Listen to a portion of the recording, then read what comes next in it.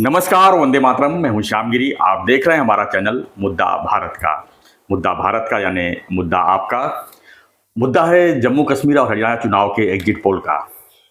दिया exit poll में एक तरह से बीजेपी को बैकफुट पे लाकर रख दिया है, यानी कि हरियाणा में और जम्मू कश्मीर में जो बीजेपी की सरकार थी, बीजेपी और सहयोगी दल के साथ जो सरकार बनाई थी, उनकी छुट्टी होने वाली है, ऐसा एग्जिट पोल दिखाया है। हालांकि एग्जिट पोल कितना सही होगा कितना गलत होगा तो मंगलवार यानी 8 तारीख को चुनाव परिणाम बताएगा। लेकिन एग्जिट पोल एक तरह से जिस तरह सोचने के लिए बीजेपी को मजबूर कर दिया है कि आखिर में वो कम कहाँ पड़ रहे हैं। लोकसभा चुनाव का घाव अभी भरा ही नहीं था, तब से विधानसभा का चुनाव जो हरियाणा है, जम्मू कश्मीर है, हालांकि साथ में महाराष्ट्र का भी होना था, झारखंड का होना था, लेकिन वो उसको टाल दिया गया है। और ये दोनों परिणाम जो है कश्मीर और जम्मू कश्मीर और हरियाणा का काफ़ी कुछ हद तक जो है महाराष्ट्र के चुनाव को प्रभावित करेंगे, झारखंड को प्रभावित करेंगे, और आने वाले दिन में बिहार में भी चुनाव है। अगर भाजपा को इसमें कुछ नेगेटिव आती है, यानी कि उनकी जो सीटें कम आती हैं, तो ये जो है ये भाजपा के लिए बहुत बड़ा समय है अपने अंदर मंथन करने की। हालांकि अमित शाह जिनको चाणक्य कहा जाता है, उनको महाराष्ट्र की जिम्मेदारी इसमें दे दी गई है। वो जो है हरियाणा और जम्मू कश्मीर चुनाव से कुछ दिन प्रचार करने के बाद महाराष्ट्र की तरफ मुंह कर गए हैं। अंतिम समय में जो है मोदी जी ही इसका बागडोर संभाले हुए थे। लेकिन जिस तरह से परिणाम एग्जिट पोल का दिखा रहा है, वो कई सवाल खड़ा करते हैं। हम पिछले चुनाव में नजर डालें तो 2014 में जम्मू कश्मीर चुनाव हुआ था। उस समय बीजेपी जो है वहाँ पर 25 सीट जीती हुई थी और उन्होंने महबूबा मुफ्ती पीडीपी के साथ मिलकर सरकार बनाई थी। तब ये कहा जा रहा था कि बीजेपी की लहर है। 2014 में बीजेपी ने केंद्र में सरकार बनाई थी, उस पर जितने भी राज्य आ रहे थे उसमें बीजेपी जो है पूरी तरह से ताकत से जो है सामने अपनी सरकार बना रही थी, नो डाउट। लेकिन उसके बाद स्थिति बदल गई जम्मू कश्मीर में। वहाँ पर जो है राष्ट्रपति शासन लगाया गया। उसके बाद जो है वहाँ पर उपराज्यपाल को पूरी जिम्मेदारी दी गई, और उसके बाद से देखा जाए तो काफ़ी 2014 के बाद जो है चुनाव वहाँ पर नहीं हुए थे। मनोज सिन्हा जी थे जो वहाँ के उपराज्यपाल हैं, उन्होंने पूरी बागडोर संभाली हुई थी।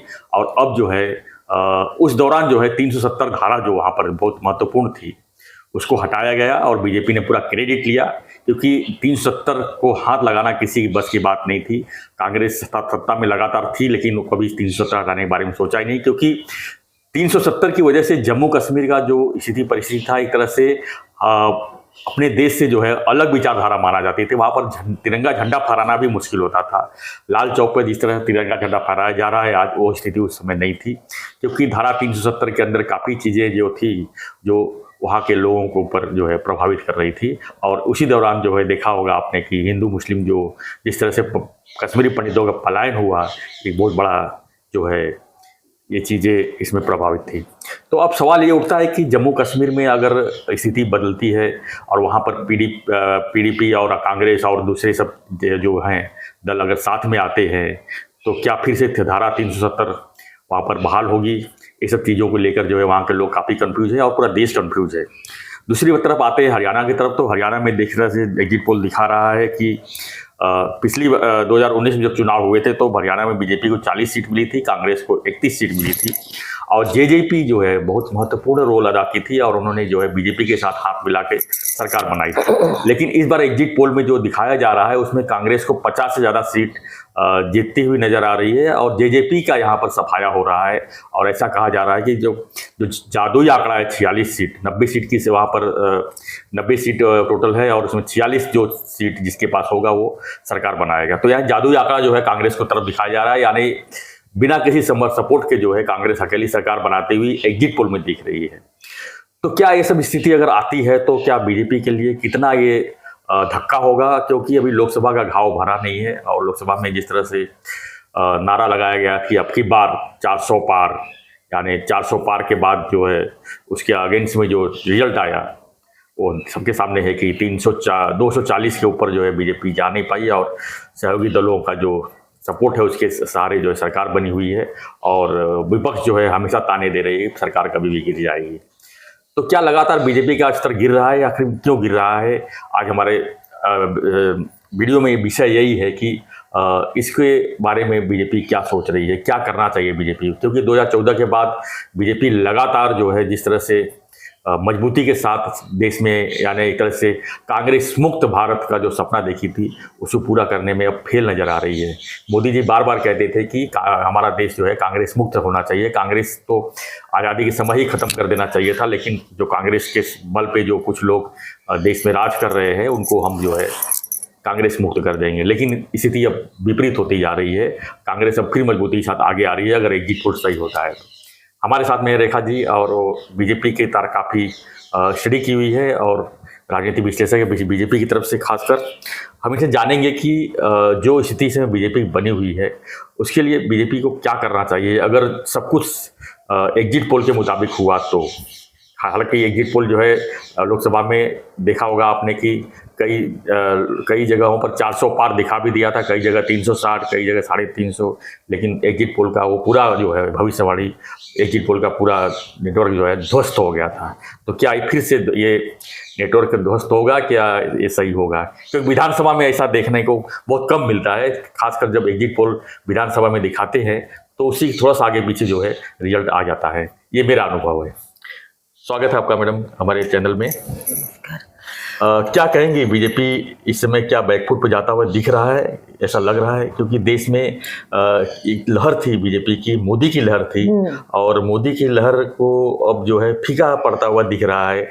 क्योंकि चर्चे काफ़ी होते हैं लोगों के, अगर बीच में जाते हैं तो वहाँ पर भी लोग यही कह रहे हैं कि मोदी जी ने जिस हिसाब से 2014 में आए थे वो कर नहीं पाए हैं, यानी 2019 में भी उनको सब एक हाथ से सत्ता दिया, लेकिन कहीं ना कहीं वो कम नज़र आ रहे हैं। जैसे महंगाई हो गया और भी चीज़ें हो गई, जिसके ऊपर भ्रष्टाचार का आरोप लगाया उसी को उन्होंने पार्टी में लिया।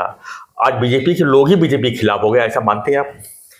जी हाँ, ये बात सही है कि बीजेपी के कुछ गलत डिसीजन की वजह से इन लोगों ने कई एक जगह पे चुनाव हारा है। जैसे कि अभी हरियाणा के, जैसे आप बता रहे हो कि एग्जिट पोल जो है इतना बता रहा है, तो हरियाणा में मुद्दा कांग्रेस से बनाया था जवान, किसान और पहलवान का।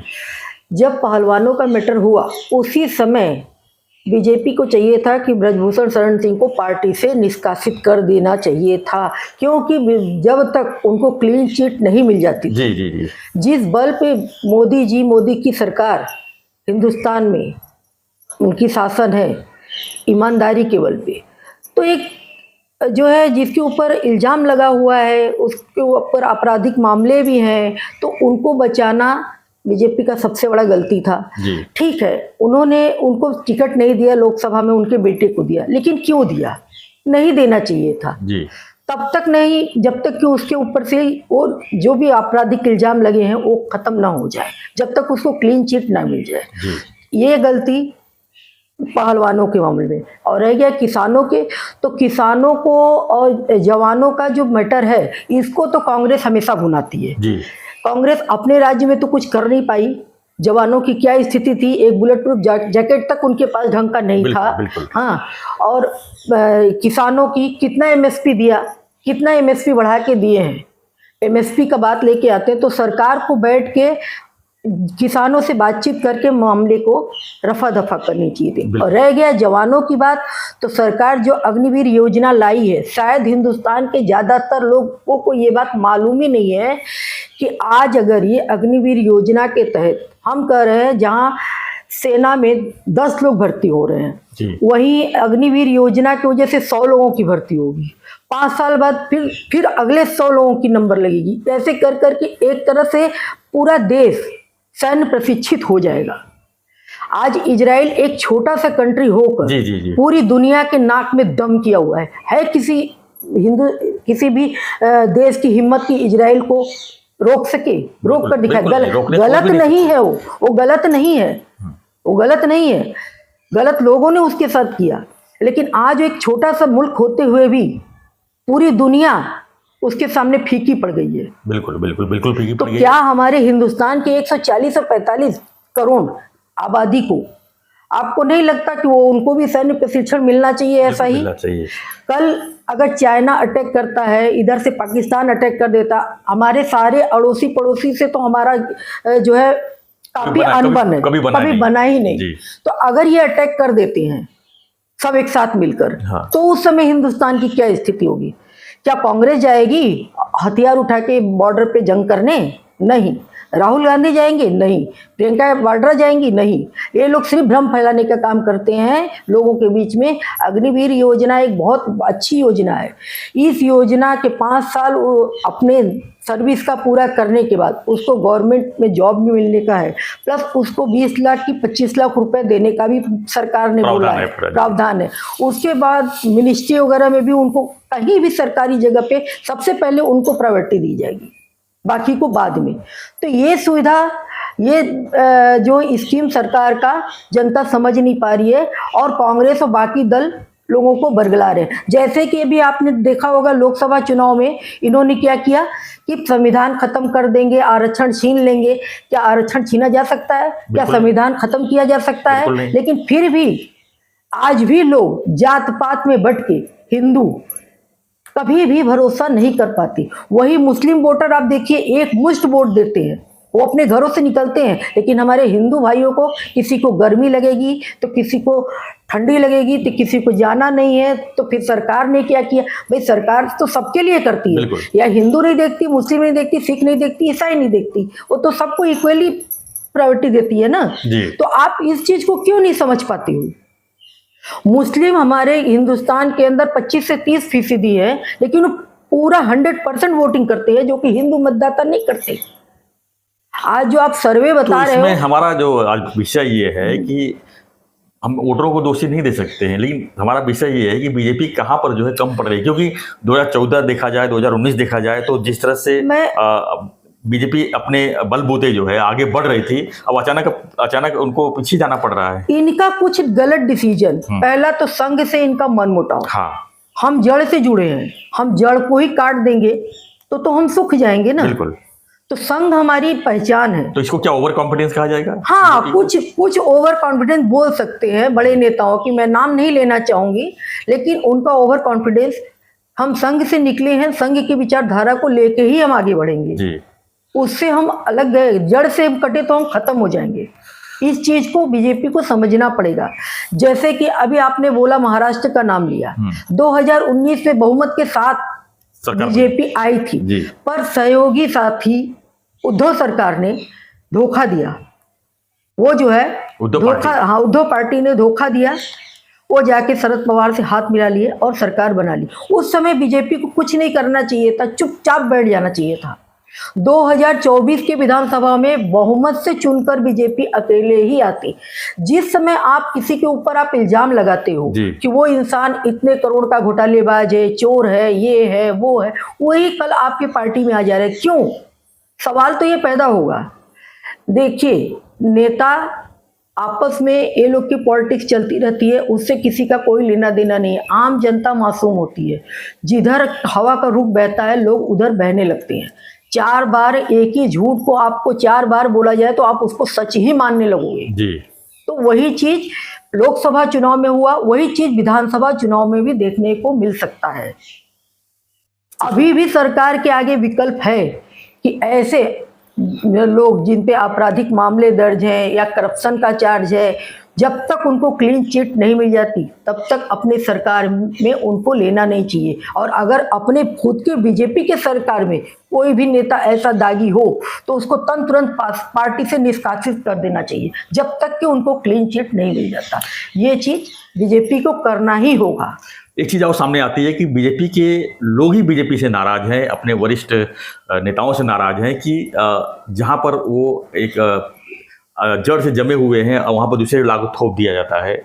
दूसरा कोई आता है तो अपना हुक्म चलाता है, वहाँ पर उनको टिकट मिल जाती है और टिकट मिलने के आधार पर उनको पार्टी में लिया जाता है। तो कहीं ना कहीं ये भी नाराजगी तो झेलना पार्टी को पड़ेगा। ऐसा नहीं है, ऐसा नहीं है। बीजेपी वो और पार्टियों का तो मैं जानती हूँ कि जहाँ पे वो जमते हैं अपने बाप दादा की जागीर समझने लगते हैं। जैसे कि कांग्रेस पार्टी है, मुलायम सिंह की समाजवादी पार्टी है, ये सब पार्टियाँ, लालू जी की पार्टी है, ये सब अपने बाप दादा की जागीर समझने लगती। इनके अलावा और कोई आ ही नहीं सकता। आएंगे तो इनके ही वंशज आएंगे, इनके ही आगे आने वाली पीढ़ी आएगी, बाकी किसी को आगे बढ़ते हुए नहीं देखते।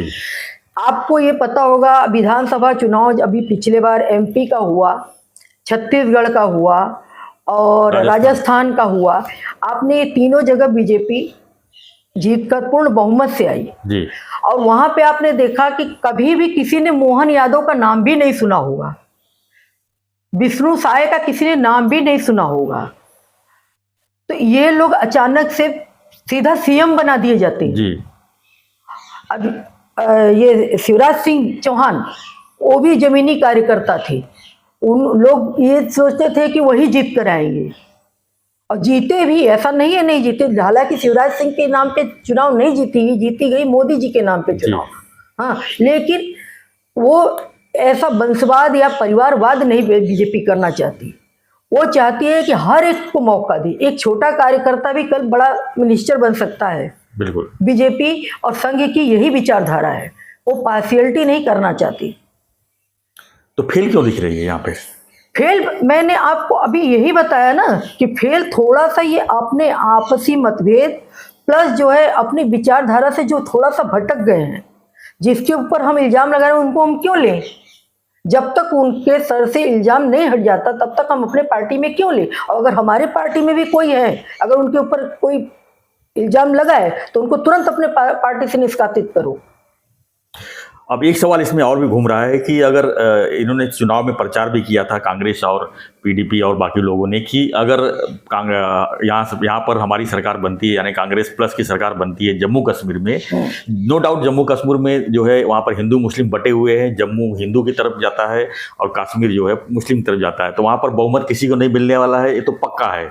लेकिन कांग्रेस एक साइड हो जाएगी, बीजेपी एक साइड हो जाएगी, लेकिन वहाँ की जो स्थानिक जो पार्टियां हैं, पीडीपी है और जेके पार्टियां हैं, ये सब मिलके जिसको सपोर्ट करेगी उसकी सरकार बनेगी। तो कश्मीर में तो इनका ही सिक्का चलता है, तो ये जो है ज़्यादा 100% कांग्रेस सपोर्ट करेंगे। ऐसे में कांग्रेस अगर वहाँ गवर्नमेंट बनाती है तो क्या लगता है धारा 370 फिर से बहाल हो जाएगी? 370 बहाल होने से तो रहा, ये तो सपना देखना भूल जाए, चाहे कोई भी पार्टी हो, चाहे पूरे बहुमत से क्यों ना है, लेकिन अब 370 वापस से कश्मीर में तो नहीं आएगा जी। ये सपना देखना भूल जाए। और रह गया ये लोग का तो विचारधारा ही है आतंकवाद को सपोर्ट करना, पत्थरबाजों को सपोर्ट करना। क्या हाल था कश्मीर का? लाल चौक पे लोग दिन दहाड़े जा नहीं सकते थे, किसी की हिम्मत नहीं थी वहां तिरंगा फहराने की जी। वहां पे किसी भी जवानों की पोस्टिंग होती थी तो उनकी जान सूखती थी कि कश्मीर जैसे जगह पे मेरी पोस्टिंग, वो समझ जाते थे कि वापस तो नहीं आऊँगा गया तो।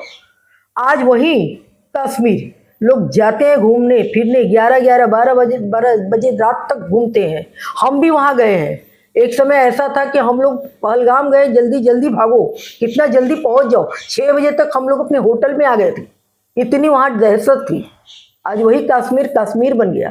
तो ये पेट में दर्द तो है, क्योंकि आतंकवाद को तो ये लोग बढ़ावा देते थे और मुस्लिम सब वोट पाते थे, यही तो ये लोग करते आए हैं। हाँ, कश्मीर में एक चीज बीजेपी ने गलती किया, 10 साल इनकी शासन थी, इनको पीओके अपने कब्जे में अब तक से ले लेना चाहिए था ताकि ये टंटा ही खत्म हो जाए।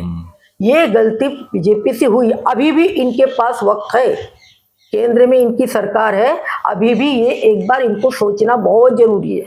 कम से कम 2029 के पहले तो ये माजरा रफा दफा करना ही पड़ेगा। जी बिल्कुल, धन्यवाद रेखा जी। तो हम चर्चा इसी पे विषय कर रहे थे कि जो एग्जिट पोल दिखा रहा है हरियाणा और जम्मू कश्मीर की, उसको लेकर कहीं ना कहीं बीजेपी बैकफुट पर दिखती हुई नज़र आ रही है, क्योंकि अभी फिलहाल तो ये चुनाव रिजल्ट नहीं है, लेकिन एग्जिट पोल जो है काफ़ी कुछ चीज़ें कहती है। आगे भी इसकी तुरंत बाद और भी चुनाव है, उसमें भी जो है अगर स्थिति अगर बनती तो इसका असर उस पर पड़ सकता है।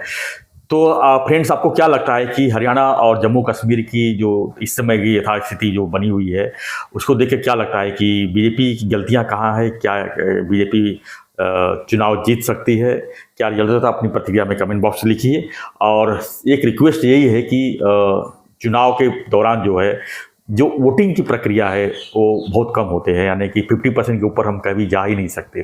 तो 100% हम क्यों कहते हैं? जब तक ये चुनाव जो है 70 से 80% जब तक नहीं होते हैं तब तक कोई पार्टी जीत के आएगी ऐसा हम नहीं मान सकते, क्योंकि एक पार्टी को 100% वोट मिलता है, दूसरी पार्टी को 40 से 45 % मिलता है। 2% वोट इधर उधर करने से सत्ता बदली हो जाती है, ये आप लोगों को मालूम होना चाहिए। तो फौरन आप जो है, अगर इस वोटिंग लिस्ट में आपका नाम नहीं है तो वोटिंग लिस्ट में नाम का प्रक्रिया शुरू कीजिए और वोट देने के लिए पूरी तरह से तैयारी कीजिए कि वोट हमें देना है, ये निश्चय कीजिए और फिर सरकार के बारे में सोचिए। और सही सरकार चुनना ये हमारा काम है, क्योंकि लोकतंत्र है और लोकतंत्र को हम दोषी नहीं ठहरा सकते, क्योंकि हम ही चुनते हैं सरकार को और हम ही दोषी देते हैं सरकार को। तो आपका सरकार आपके हाथ में है, इसके लिए चुनाव प्रक्रिया में भाग लीजिए और बने रहिए हमारे साथ, देखते रहिए हमारा चैनल मुद्दा भारत का। धन्यवाद मैडम, धन्यवाद, जय हिंद।